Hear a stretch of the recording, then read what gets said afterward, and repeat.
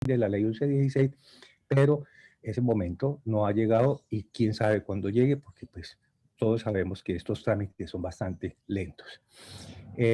Entonces nos enfocamos básicamente en opinar sobre esta figura, que es donde yo quiero que ustedes interactúen y no me dejen solo, como le dije ahora, para que opinemos y cuando ya tengamos esto resumido desde el punto de vista académico, pues entonces normativo, por decirlo de mejor manera, desde el punto de vista normativo, entonces le damos la palabra al doctor Rubén Darío para que nos explique su experiencia bajo un mensaje muy claro, es que sí se pueden salvar empresas, sí se pueden se pueden resucitar empresas y hay muchos mecanismos y entiendo que la superintendencia ahora está muy flexibilizada con ese tema. Entonces, Borda, doctor Gonzalo, yo quiero que usted me manifieste su impresión sobre lo que acabo de decir, porque usted es nuestro director académico y le estoy quitando la chambita. Quiero que me dé la palabra un momentico nomás a una reflexión que quiero hacer. Hágale, doctor. Sobre ese mismo tema.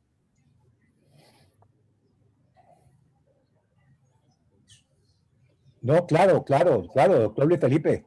Antes de que hable Lizarralde, antes de que hable Rubén Darío.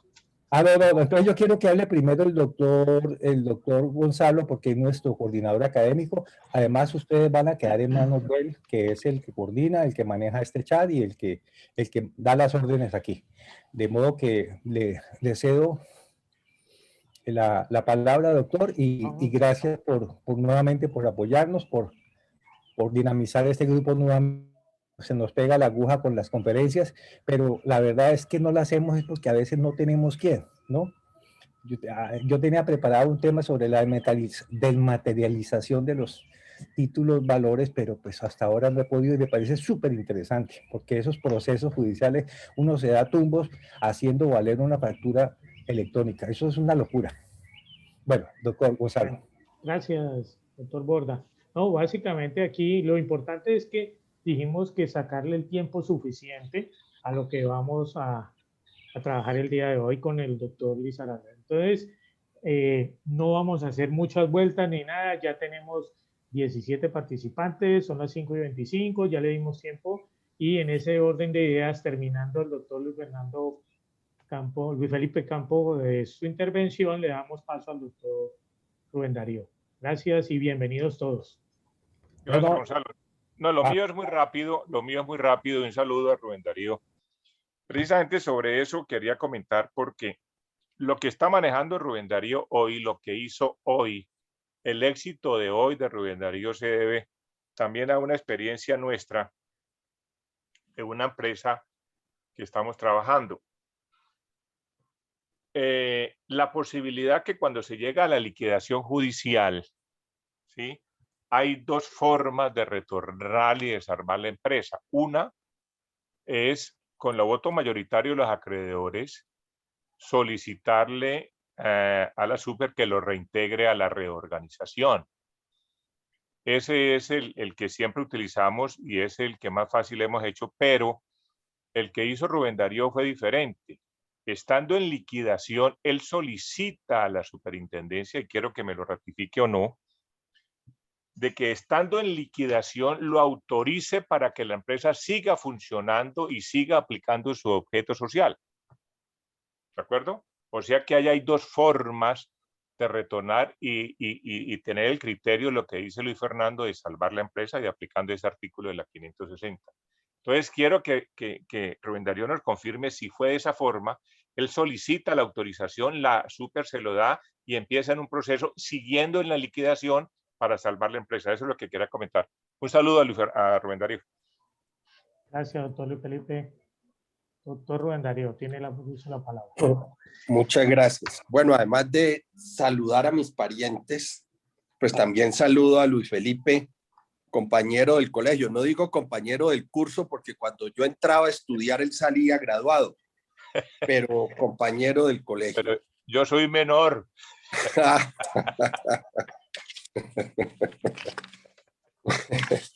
Bueno, voy a arrancar la película haciendo un planteamiento que me parece que es muy importante dentro de la 1116, por lo menos es mi perspectiva. que de acuerdo a lo que planteó Luis Fernando al principio, creo que pues resulta en la misma línea, para que no lo digamos de otra manera. Y es que me parece que el manejo del sistema de insolvencia, y yo sé que hay algunos abogados que trabajan en estos temas que les molesta bastante lo que voy a decir, pero lo voy a decir porque me parece fundamental no solamente que se discuta hoy, sino que se continúe discutiendo. Y es que una figura de estas, que es universal, puede ser bien manejada o puede ser mal manejada. Puede contribuir a solucionar problemas de empresas que entran en dificultades, o puede ser un instrumento de negocio. Y cuando digo un instrumento de negocio, es cuando una empresa se acerca al sistema de insolvencia simplemente para evitar el pago de unos intereses y lograr algún tipo de beneficios financieros. Y esto lo planteo así de claro porque los únicos acreedores no son los bancos. Hay muchos acreedores en estos procesos de insolvencia que son pequeñas y medianas empresas que en la mayoría de los casos, cuando son pequeñas y medianas empresas, su desarrollo, su evolución empresarial está muy atada a esa gran empresa, y un proceso de insolvencia de esa gran empresa puede llevar a la quiebra a una pequeña y mediana empresa. Y en ese sentido, pues yo acudo al llamado de que hay que tener mucho cuidado con estos procesos, porque puede que uno termine salvándose, pero llevándose por el camino a muchas empresas que estaban vinculadas de una u otra forma en el proceso. Ahora les voy a decir cuál fue la solicitud nuestra a la superintendencia y cuál fue la respuesta de la superintendencia. Pero antes de decirles cuál fue la solicitud nuestra a la superintendencia, yo quiero mostrarles la foto que nosotros le planteamos a la superintendencia para que nos diera el visto bueno a Bioenergy adelante, que Bioenergy, como lo decía Luis Fernando, es una empresa productora de etanol, es una empresa que tiene más o menos 21,000 hectáreas de tierra, de las cuales más o menos 17,000 están sembradas de caña. Esta es una empresa que está en el departamento del Meta, entre los municipios de Puerto López y Puerto Gaitán.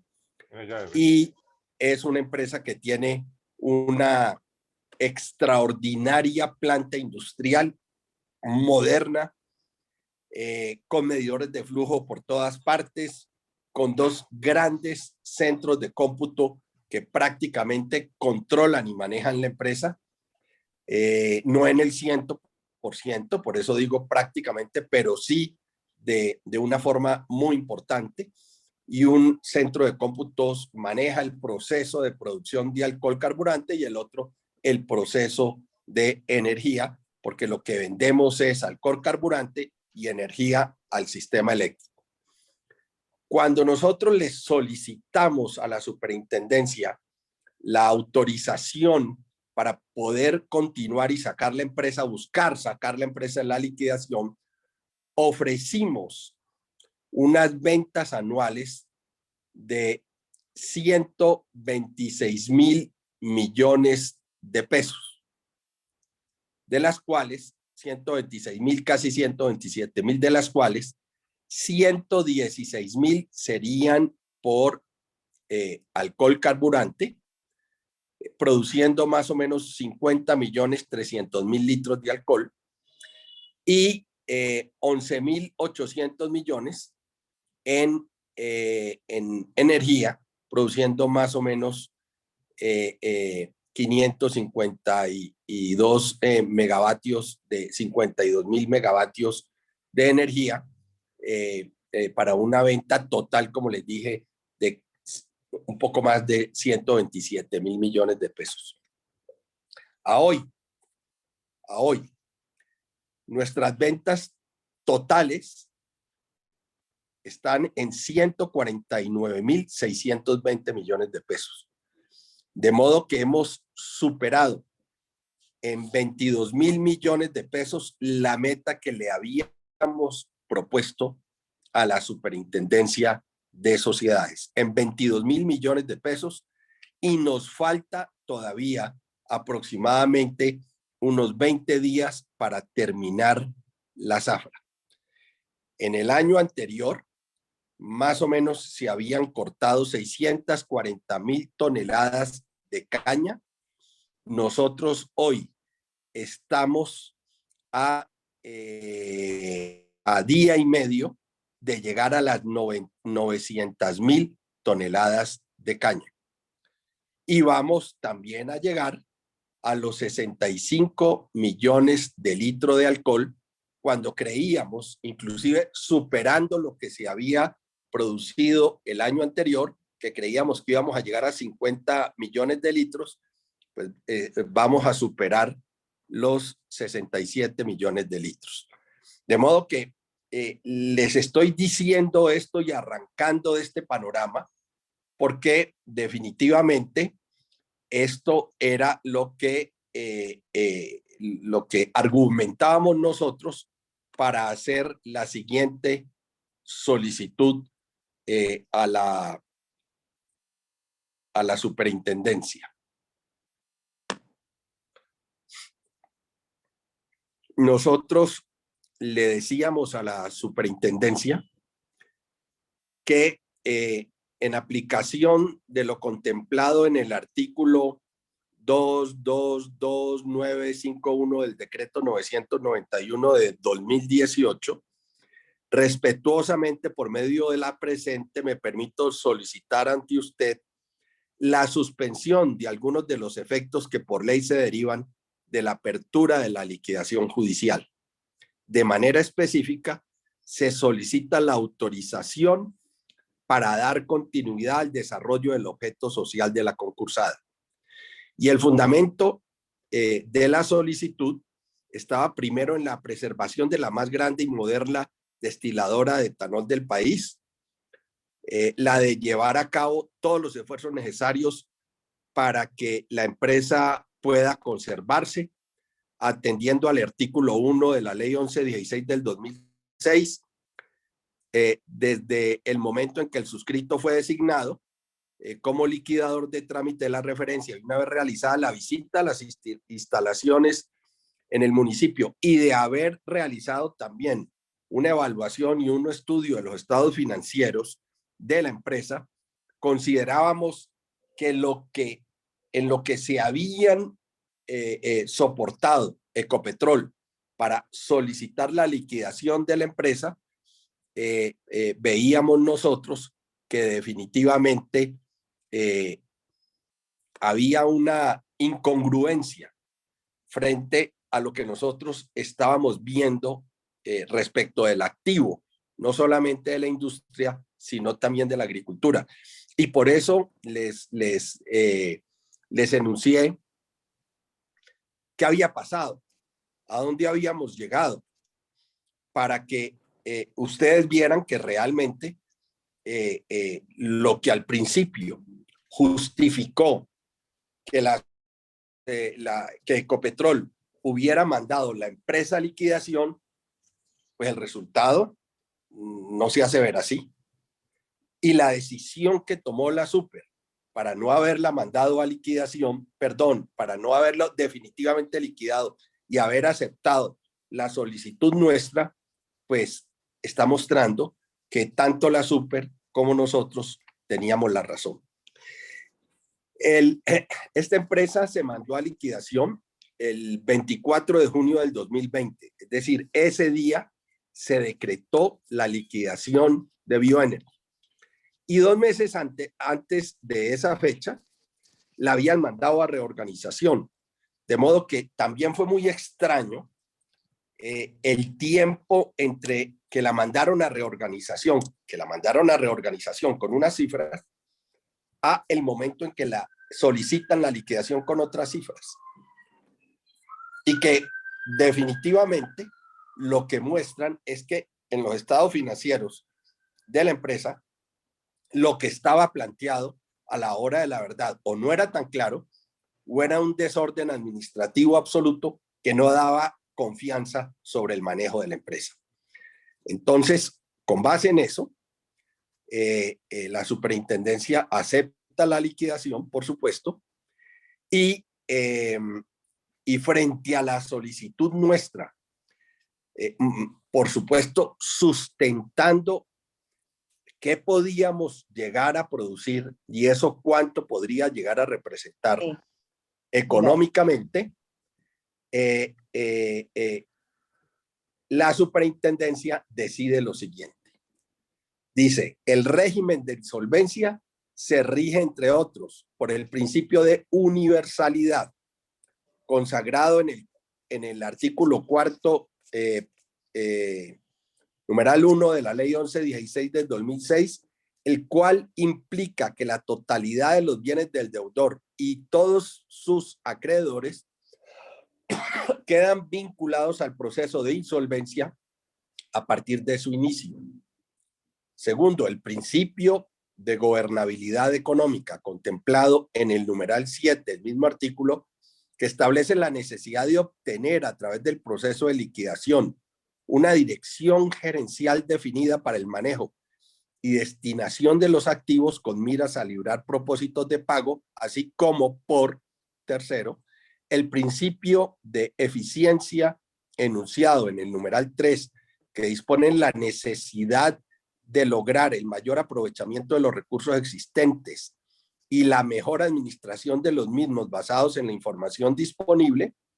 Y dos, a su vez, el artículo 22951 del decreto 9 del 2018, que modificó el decreto reglamentario 1074 del 2015, permite al juez del concurso autorizar al deudor la continuación del desarrollo de su objeto social con el fin de maximizar el valor de los activos de la liquidación. Y nosotros lo que estamos demostrando es que estamos maximizando el valor de los activos. ¿Y cómo lo estamos maximizando? A través de no solamente el cumplimiento de lo propuesto en el resultado de los estados financieros, impulsado por ese mismo activo, sino que los estamos superando con creces, mostrando que el activo pues vale más de lo que estaba presupuestado.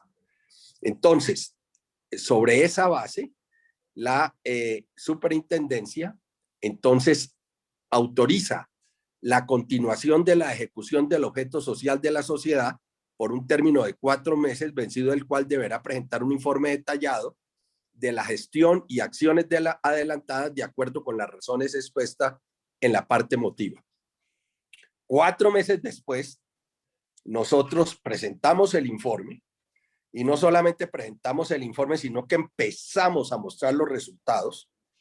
Y al presentar el informe y mostrar los resultados, la superintendencia autoriza la continuación del objeto social hasta el mes de junio del 2021.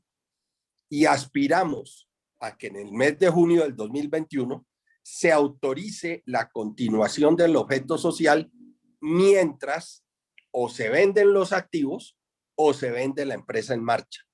De hecho, hoy, de la cantidad de ofertas que hemos recibido para que se acerquen a negociar las acreencias con el principal acreedor, que es Bancolombia, pues hay un oferente que está detrás de los activos y hay otro oferente que está detrás de la empresa en marcha.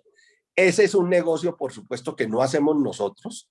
Ese es un negocio que hacen los acreedores y que hace el principal acreedor, que es Bancolombia, y que, por supuesto, en la medida en que esa operación se cierre rápidamente, pues asumen ellos o la propiedad de los activos o la propiedad de la empresa y siguen con el desarrollo y el funcionamiento de la empresa, o nos toca a nosotros salir a buscar unos recursos para darle mantenimiento en la interzafra a la parte industrial y por supuesto también a la parte agronómica. Como detalle interesante, nosotros, para haber activado la planta industrial, porque debía recibir un mantenimiento, logramos conseguirnos 40.000 millones de pesos. Y lo comento porque de verdad que fue un ejercicio bien interesante, porque una empresa como esta en liquidación, porque todavía sigue en liquidación.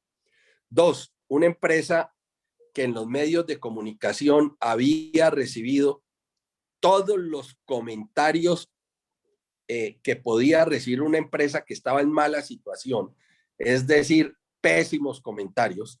Otra empresa que la pierde Ecopetrol, pues no era fácil buscar esos 40.000 millones que nosotros requeríamos, teniendo en cuenta que por un lado Ecopetrol había mandado a liquidación, que la gente decía, si esta empresa se fue a liquidación en manos de Ecopetrol, pues se va a no sale adelante en manos de nadie más, porque si Ecopetrol no la sacó adelante, pues no la saca adelante nadie.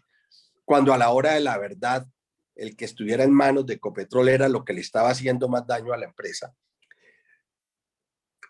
Nos enfrentamos entonces, como dije, a conseguir esos 40.000 millones. Logramos prevender 20.000 millones de alcohol, de etanol, de etanol, y logramos, por supuesto, que nos lo vendía, nos exigió una póliza de cumplimiento que logramos conseguir, obviamente, después de haber sustentado en más de 10 oportunidades el futuro del negocio, que lamentablemente no creían, pero luego de haber conseguido la póliza teníamos que acompañar a la compañía de seguros para conseguir una póliza de reaseguros que garantizara a la compañía de seguros el cumplimiento de la ejecución de esa póliza en el evento de que tuviera que ser ejecutada. También fue muy difícil porque generalmente estas pólizas, estas compañías de reaseguros son extranjeras, la mayoría son inglesas, y a través de internet las noticias y la información que había de Bioenergy, pues no había una información buena, todo era mala. Logramos también, después de haber sustentado en varias oportunidades ese propósito, logramos sustentarlo y conseguimos esa póliza de cumplimiento. Ante eso, Bancolombia y la solicitud nuestra nos aprobó 1.000 millones, que nos desembolsó 10.000 en enero y 10.000 en febrero, pero ya en abril habíamos pagado ese crédito, que era un crédito de tesorería. Y también en abril le habíamos entregado todo el etanol a Primax que nos había precomprado. De modo que cumplimos en este proceso con todas nuestras obligaciones, pero no solamente cumplimos, sino que mostramos que el resultado, inclusive que habíamos propuesto a la superintendencia, que era muy superior al obtenido el año anterior por parte de la empresa, lo estamos también en estos momentos superando, y reitero, todavía nos faltan 20 días más de zafra. De modo que aquí el papel de liquidador, pues no solo ha sido un papel como liquidador, sino que ha sido un papel como presidente de una compañía buscando salvarla para que fuera atractiva a unos inversionistas que en estos momentos están pujando por la compañía. Tenemos un problema que estamos resolviendo, pero es un problema pues que no tiene nada que ver con la liquidación. Estas son dos empresas a la hora de la verdad, una Zona Franca que es dueña de la parte industrial, una SAS que es dueña de la parte agrícola, y en la parte de la SAS, es decir, en la Zona Franca, pues estamos trabajando para que no se pierda la denominación de Zona Franca, no se tengan que nacionalizar los equipos, y al no nacionalizar los equipos no se aumente el valor de la empresa. De modo que, pues esa es la realidad. Ahí la invitación a todo el equipo, a todos los abogados, es a mirar esto no solamente desde el punto de vista de la visión jurídica, sino también mirarlo desde el punto de vista de la visión empresarial, de la estructura empresarial y de los resultados empresariales que esto puede tener.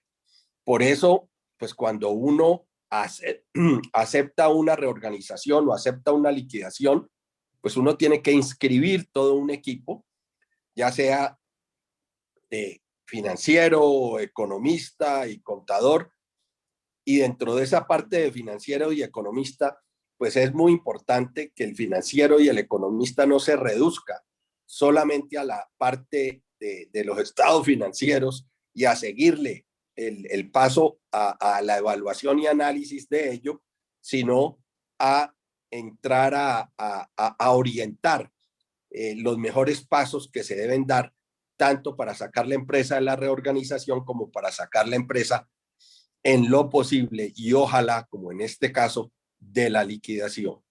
De modo que, pues el tema de una manera resumida es este. ¿Cuál fue la solicitud nuestra? ¿Cuál fue el sustento planteado por la superintendencia? ¿Qué fue lo que argumentó la superintendencia para habernos dado la autorización de adelante? Y ahora nosotros tenemos la satisfacción de que en ese sentido y en ese aspecto estamos respondiendo.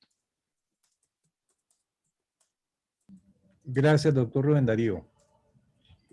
Quiero, con la venia del señor coordinador que no lo veo, le pido su permiso para hacer dos comentarios. Primero, el doctor Rubén Darío no es administrador, es un abogado. Es un abogado como muchos lo somos, y mire la experiencia desde el punto de vista administrativo de una empresa. Él tiene un logro muy grande que yo creo que ha sido reconocido por el país en general, que tiene que ver con una empresa Indupalma, donde se generó un modelo asociativo bien interesante, y espero, doctor Rubén Darío, que en el Congreso de septiembre, cuando usted nos vaya a dictar esta charla, ya con el tema resuelto y organizado y definido, también nos puede hablar de su maravillosa experiencia que le valió inclusive muchas condecoraciones a nivel presidencial con respecto a implementar este esquema cooperativo que se dio en Indupalma, en la zona de la costa norte de Colombia. Yo quiero que participemos todos. Yo tengo muchas preguntas, pero no me quiero tomar del auditorio. Solamente quería hacer esas dos acotaciones, que siendo que no es un administrador, ha logrado una cosa que nos pone a nosotros a pensar cuando somos auxiliares de la justicia, y es que no necesariamente tenemos que llevar la empresa a cumplir los pasos, los procedimientos que define la ley, sino que podemos ir mucho más allá. Además, hay una novedad en estas normas, es que permiten la continuidad de la empresa. O sea, esto no se podía antes. Hay una flexibilización en ese sentido que enhorabuena ha llegado y podemos hacer uso de ella, y es darle continuidad a la empresa o hacer actos que tiendan al mejoramiento y a la conservación de los activos, y eso lo premia la Super. Gracias, doctor. Luis Fernando, de todas maneras, y me da pena lo que voy a decir porque es hartísimo hablar de uno mismo. Yo soy abogado socioeconomista, como seguramente muchos de los que están aquí javerianos recuerdan esa denominación en la Javeriana, y que uno alcanzaba a estudiar 4 años de socioeconomía, y yo hice una maestría en la Universidad de Miami en administración, en management. De modo que, pues, sí me ha ayudado un poquito en ese sentido. Y quiero hacer una observación adicional. Administrando precisamente esa empresa de la cual Luis está hablando, uno de los temas complejos de esa empresa era el manejo laboral. Y realmente yo tenía un laboralista, un gran asesor laboral que me acompañaba en ese proceso y que tuve la oportunidad digamos, de entrarlo, o como dirían, adentrarlo en una evaluación de un conflicto laboral, no apegado al código laboral, sino teniendo en cuenta, por supuesto, el código laboral, pero teniendo en cuenta el tema financiero de la empresa. Porque muchas veces los laboralistas se dedican a negociar los pactos colectivos o las convenciones colectivas muy en función del código y lo que autoriza el código y qué se puede hacer con el código. Y muchas veces abandonan la realidad económica y financiera de la empresa. Y en función de esa realidad económica y financiera de la empresa es que uno puede dar unos beneficios o no darlos. Porque si los da y la empresa no tiene la capacidad de darlos, pues lo que va a llevar es a que la empresa esté en dificultades económicas y los lleve a un proceso de 11-16 de reorganización gracias a un manejo laboral no adecuado.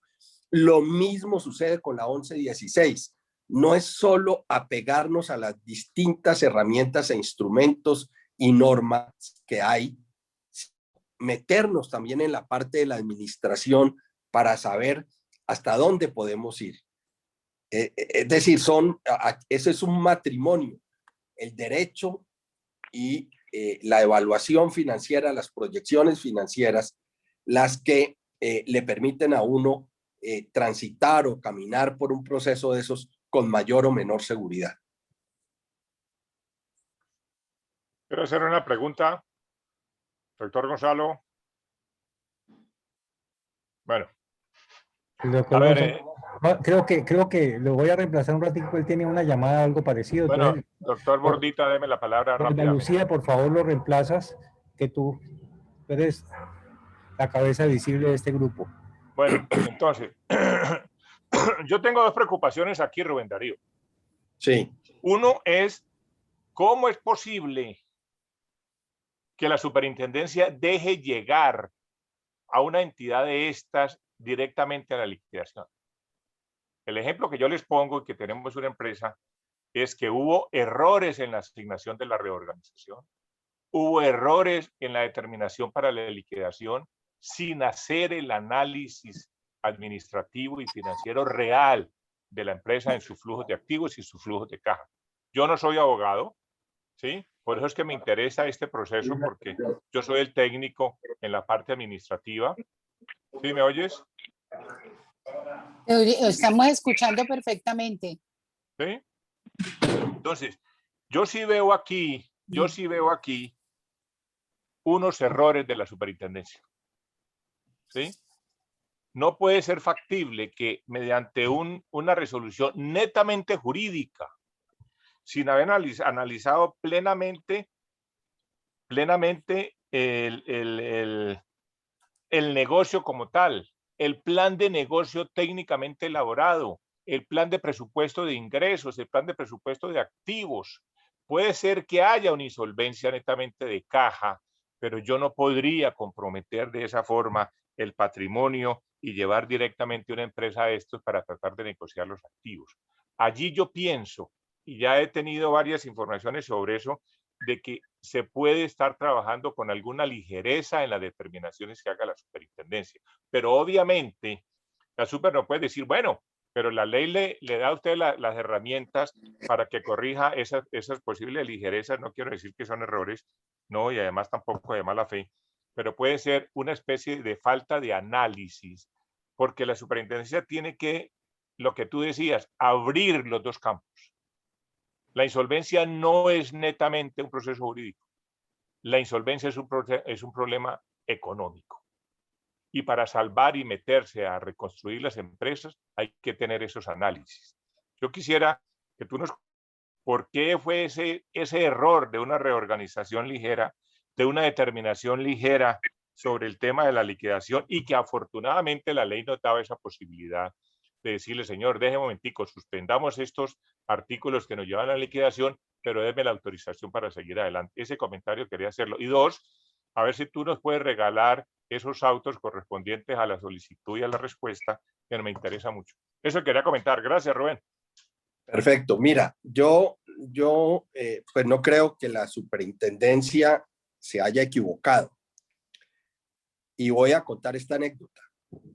Cuando la empresa se va a liquidación, no solamente fue una sorpresa para la superintendencia el manejo o la manipulación que había tenido Bioenergy de las cifras, sino para los bancos. Esto fue un golpe para Bancolombia tremenda, fue una sorpresa. De modo que primero la superintendencia acepta la ida reorganización con lo que le presentaron. Hacer una, llamémoslo así, una auditoría a una empresa de estas, pues primero vale mucho, segundo requiere de mucho tiempo, y seguramente la superintendencia, además con la cantidad de casos que empezaron a surgir después de la pandemia, y con lo que pues una cantidad de empresas empezaron a tener limitaciones en el desarrollo de sus negocios gracias a la pandemia, estaba atiborrada de solicitudes, y la verdad acepta con lo que le presentaron la reorganización. Y lo que sucedió fue que digamos que la gerencia que tenía Bioenergy era brasilera, era todo un equipo brasilero, que cuando la empresa tiene que irse a reorganización, muy presionados por la junta directiva de Ecopetrol, aceptan, pero cuando ellos se dan cuenta que una empresa en proceso de reorganización no tiene las mismas libertades desde el punto de vista de la contratación que una empresa que no está en proceso de reorganización, entonces la gerencia o la presidencia y el equipo de presidencia renuncia, y ante la renuncia que llega a la junta directiva de Ecopetrol, Ecopetrol dice, analicen a fondo lo más rápido posible por qué esta gente está renunciando, y motiva la renuncia del presidente de la compañía, el que la junta directiva de Ecopetrol muy rápidamente, casi que batiendo récord, solicita la liquidación de la empresa. Es decir, Ecopetrol dice, no vamos a perder más plata, no queremos perder más plata, esto es inmanejable, liquidación, y eso es lo que sucede. Pero la verdad, yo creo que la superintendencia más bien actuó con diligencia, y cuando nosotros hacemos el análisis, la evaluación, le mostramos dónde pueden estar las situaciones que pudieron llevar a dar la sensación de que la empresa no tenía futuro, pero las estábamos descubriendo nosotros, no estaban expresadas en la sustentación de la solicitud de la liquidación. Entonces la superintendencia dice, los acompañamos en este proceso, aceptamos el proceso, dan al principio, como lo dije, durante muy poco tiempo el permiso 4 meses, pero al ver la reacción y al ver el cumplimiento de las proyecciones que nosotros teníamos y que las cosas se estaban presentando de acuerdo a lo previsto, amplían entonces la autorización para continuar con el objeto social hasta el mes de junio del 2021. De modo que creo que más bien, digamos, ahí hubo yo no sé si llamarlo mala intención o llamarlo mala administración o llamarlo cómo, porque sí había un manejo muy raro en Bioenergy, una empresa que casi la llevan a depreciación total en 3 años, una empresa que vale cerca de 2 billones de pesos. De modo que ahí había muchas cosas raras que estaban pasando dentro de la empresa y que de pronto abortaron en la medida en que Ecopetrol mandó rápidamente la empresa a liquidación. No sé qué podría haber estado pasando, no sé para dónde iban, pero el manejo desde el punto de vista financiero de la empresa era muy extraño. Gracias, doctor Rubén. Bueno, Doctor Gonzalo, tengo la mano levantada. ¿Puedo hacer una pequeña intervención? Sí, sí, señora. También está levantada la del doctor Borda y la doctora Alba Lucía, pues también. Qué pena. Pero creo que primero yo estaba no, la del doctor Borda o la de la doctora Alba Lucía, no sé. no, yo no he levantado la mano, yo no he levantado la mano y quien estaba primero en ausencia del doctor Gonzalo era la doctora Marcela, o sea que ella es la que sigue en este momento. Listo, Yo gracias. ya hablé, Bueno. yo ya hablé. Ujú. Bueno, muchísimas gracias. Primero que todo, muy buenas tardes, doctor Rubén Darío. Es Rubén un Darío. gusto, Rubén Darío, ¿cierto? Sin el doctor. Ah, bueno, es un gusto conocerlo y un gusto de verdad conocer el perfil de una persona que tiene la capacidad de pensar acorde con los lineamientos que tiene la ley de insolvencia. Y es que en primer término, no podemos perder de vista que cualquiera de los procesos plantan, sea el de reorganización o el de liquidación, tienen un principio rector y es el de agregación de valor. Y creo que en este caso en particular, el proceso liquidatorio al que usted se refiere fue orientado bajo esos principios, el principio de agregar valor a los bienes. Varias dudas, como juez que fui en la superintendencia y como abogada que soy, frente a cómo se ha podido llevar el trámite liquidatorio de cara a los contratos, de cara a los acreedores, de cara a las obligaciones que hay, digamos, dentro del proceso liquidatorio. Digamos que los efectos fue suspender algunos efectos, pero ¿qué ha pasado? Cuéntenos qué ha pasado con los acreedores y qué ha pasado con el manejo de la liquidación. Y lo otro que no me quedó muy claro fue ese breve espacio de reorganización. Una vez una compañía entra en reorganización, debe agotar la etapa hasta llegar a la audiencia, ya sea de confirmación o no confirmación o por no presentar el proyecto de calificación y graduación de créditos. No entiendo desde el punto de vista procesal, si me lo pudiera aclarar, por qué ese espacio tan breve de reorganización a liquidación. Gracias, doctor, y felicitaciones y un gusto escucharlo. Muchas gracias. A ver, lo primero, los contratos se acabaron, se suspendieron por efecto de la liquidación. Y hubo unos contratos que nosotros solicitamos a la superintendencia que fueran autorizados para poder mantener el objeto social y no perjudicar a la empresa en movimiento, y la superintendencia nos fue aprobando esos contratos y esos contratos se fueron manteniendo en la medida en que se requerían y eran fundamentales para mantener el objeto social, como por ejemplo, ¿cuáles? Los contratos de arrendamiento de tierras. Los contratos que se consideraban que no eran esenciales para mantener el objeto social se acabaron. Los contratos de trabajo se acabaron. Nosotros tuvimos que liquidar absolutamente a todos los trabajadores. Los únicos que no liquidamos fueron los que tenían estabilidad reforzada.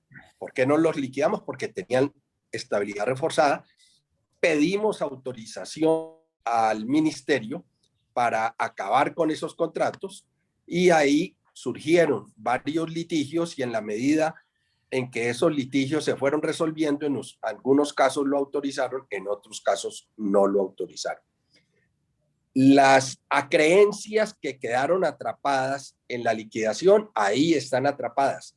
y esos son los acreedores que en estos momentos, entre comillas, son los dueños de la empresa. De modo que en la audiencia se definirá en el momento en que se negocien las acreencias o en el momento en que se liquide la empresa, se definirá en qué categoría están cada uno de esos acreedores y cómo se le cumple a esos acreedores. De modo que eso en relación con la primera pregunta. En relación con la segunda pregunta, yo no se la sé responder adecuadamente porque yo no estaba en ese proceso. Yo llegué en la liquidación.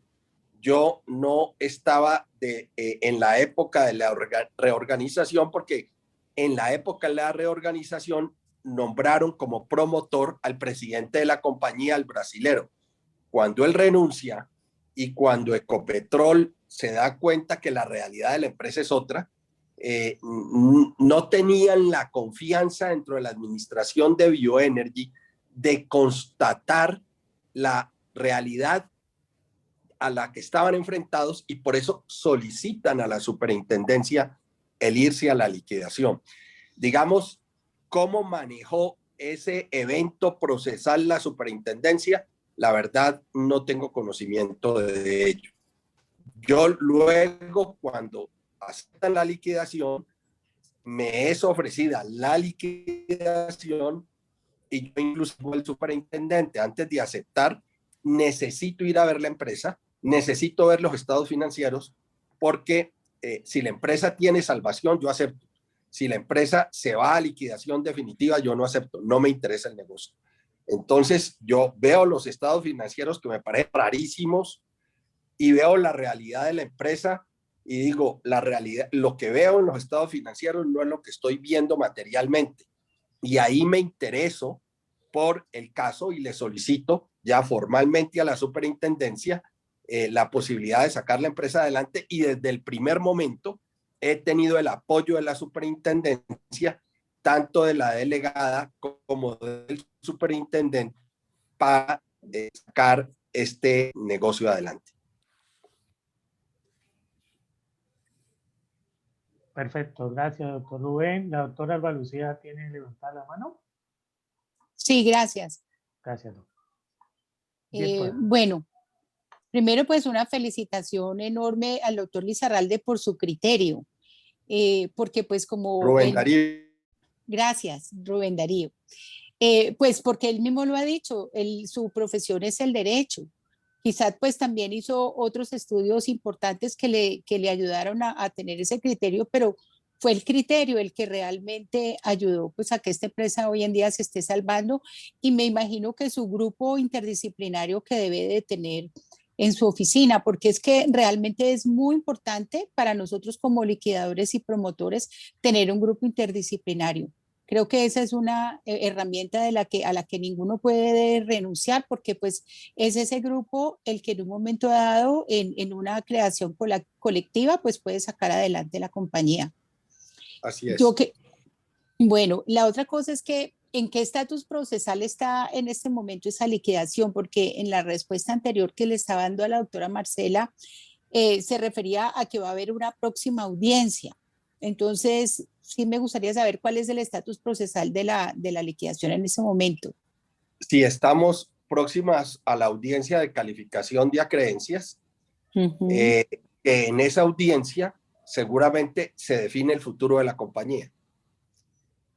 Porque aparecerá un tercero que diga, yo quiero, mejor dicho, yo compré esas acreencias, yo soy el mayor acreedor y solicito levanten el estado de liquidación y vámonos a un estado de reorganización y él seguirá con su empresa en esos términos.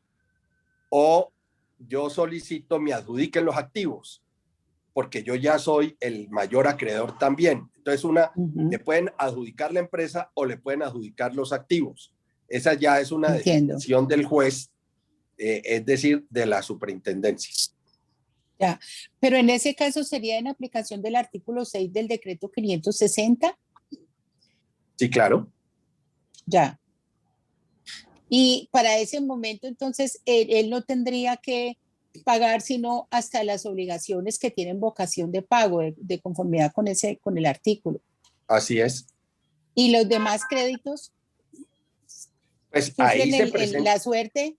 A ver, él ha O sea, negociado los créditos antes de llegar a la audiencia, porque si no, los otros acreedores pues tienen participación dentro de la audiencia y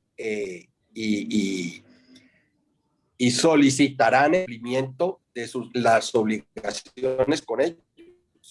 Ujú. Perfecto, muchas gracias. ¿No? Doctor Gonzalo, ¿me Gracias. permite? Sí, gracias, doctora Alba Lucía, doctor Luis Fernando, bien pueda, con mucho gusto. Rubén Darío, el mensaje es uno solo. ¿Qué hubo? El mensaje es uno solo y precisamente por eso me llamó la atención escuchar esto. Porque es que la ley 1116 no es un tema eminentemente procesal, como bien lo dijo Luis Felipe. Si nosotros llegamos como apoderados o como auxiliares de la justicia a aplicar con el mayor rigor procesal las normas, estamos en la olla, estamos mal, ¿entiende? Lastimosamente uno ve que a estos asuntos la litigiosidad es enorme. Aquí esto es peor que los del sí y los del no. Aquí están los que siempre están en contra porque sí y los que siempre están a favor porque no. ¿Entiende? Esto se ha polarizado de una manera que el proceso de paz le quedó tibio. Entonces, el llamado es a decir, hagamos una tregua, estamos en una situación de emergencia, han surgido unas normas que se deben aplicar, que para eso existen, apliquémoslas y permitamos que en esta pugnacidad procesal en la que vivimos, hagamos un alto en el camino y empecemos a buscar el propósito que inspira la ley 1116, su teología, que es la recuperación de la empresa. Así el artículo primero diga que es la recuperación del crédito, pero lo que nosotros sabemos es que a lo que hay que apostarle es a la recuperación de la empresa.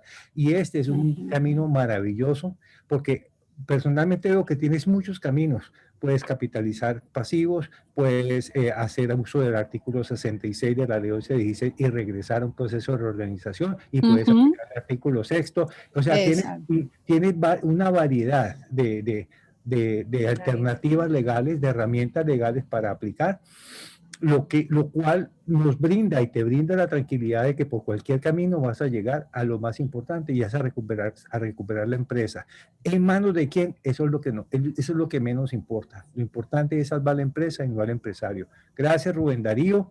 Yo creería que yo quiero repetir una cosa, Luis Fernando, para terminar. No es solo salvar la empresa, es salvar también a los acreedores de la empresa.